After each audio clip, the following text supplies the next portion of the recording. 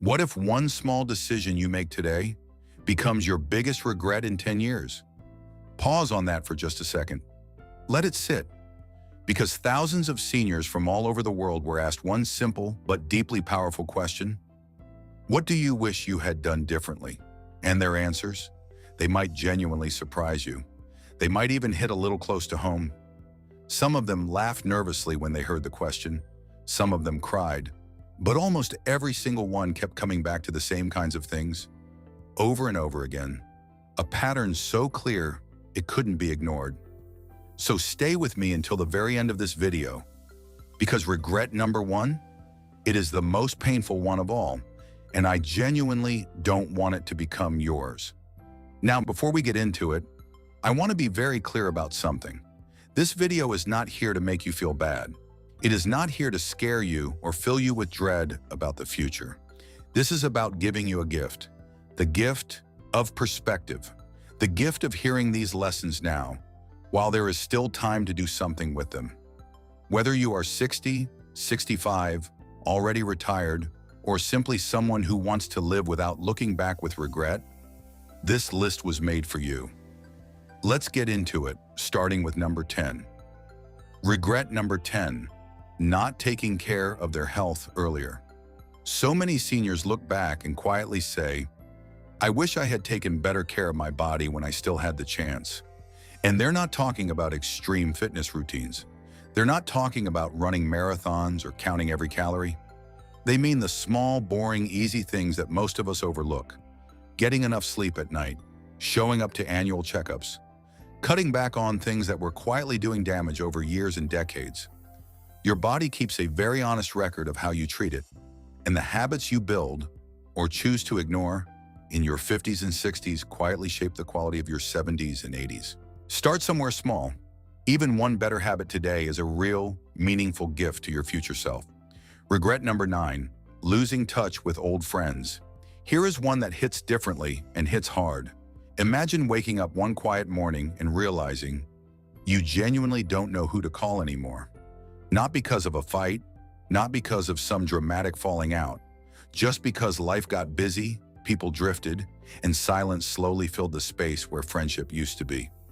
Seniors talk about this one with a kind of quiet sadness that is hard to describe, because those old friendships, the ones built over years of shared history, they simply cannot be replaced with something new. The depth just isn't there yet. If there is someone you've been meaning to reach out to, an old friend, a former colleague, a childhood connection, don't keep waiting for the perfect moment. That moment is right now. Send the message today. Regret number 8, not saving enough money. I'm not going to bore you with financial jargon or complicated investment strategies, because at the heart of this regret, it was never really about being wealthy. It was about peace of mind, that quiet, steady feeling of knowing you have options, knowing you're not a burden, knowing that if something unexpected happened, you'd be okay. So many people describe a low-level hum of financial worry in their later years, not because they were reckless, but because the habit of setting even small amounts aside just never became a priority, and the years slipped past. It's not about how much, it's about the habit. Even the smallest cushion, built consistently over time, becomes something you are deeply grateful for later. Regret number 7, working too much. This one is deeply personal for a lot of people. They worked hard, they climbed, they sacrificed, and in many ways they achieved exactly what they set out to achieve. But somewhere along the road, they missed things that can never be recovered. The bedtime stories, the school plays, the slow Saturday mornings where nothing was scheduled and everyone was just together. They were present in the house, but mentally, emotionally, they were always somewhere else. Always on the next deadline, the next meeting, the next goal. Here is the honest, uncomfortable truth. Nobody at the end of their life has ever wished they had spent more time at the office. The paycheck mattered, but the moments they quietly traded for it, those are gone, and they know it. Regret number 6, not traveling when they could. We always said we'd go someday. That might be one of the saddest sentences a person can say. Someday to Italy, someday to that national park, someday to the village their grandparents grew up in, just to feel connected to something bigger than themselves. And then health shifted, mobility changed, the window quietly closed, and someday became never. You do not need a luxury trip around the world. You just need to stop treating travel like something that happens after everything else is sorted, because everything else never fully gets sorted. Go while the road is open. Regret number 5, ignoring hobbies and passions. I always wanted to paint. I just never made the time. How many times have you said something like that? How many things did you quietly file under someday? The guitar collecting dust in the corner, the journal you never started, the garden you always imagined? We put our passions on the back burner for decades, telling ourselves it's not practical, or we're not talented enough, or honestly, it's just too late now. But here is what those seniors desperately want you to hear. It is never too late. There are people learning new languages at 70, writing their first novel at 75, starting entire new chapters at 80. Your passion does not have an expiry date. Give it permission to exist.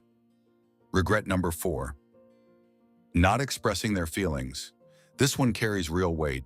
There is a father who never found the words to tell his son how proud he was of him. Not because he wasn't proud, he was enormously, but because in his generation, in his household, feelings simply weren't said out loud. They were assumed, they were implied. And by the time he was finally ready to say it clearly, the moment had passed. There are people who never apologized when they should have, who never told their best friend what that friendship truly meant to them, who held back "I love you" one too many times because it felt awkward or vulnerable or unnecessary. We assume people know. We assume there will always be more time. Please don't. Say what you feel while you still can, because the people in your life deserve to hear it. And honestly, so do you. Regret number 3, not learning new skills. The seniors who stayed genuinely curious, who kept reading, exploring, picking up new things, almost universally describe their later years with more energy and purpose than those who stopped. And it's not just about keeping your mind sharp, though. Research does consistently show that learning new things supports long-term brain health in very real ways. It goes deeper than that.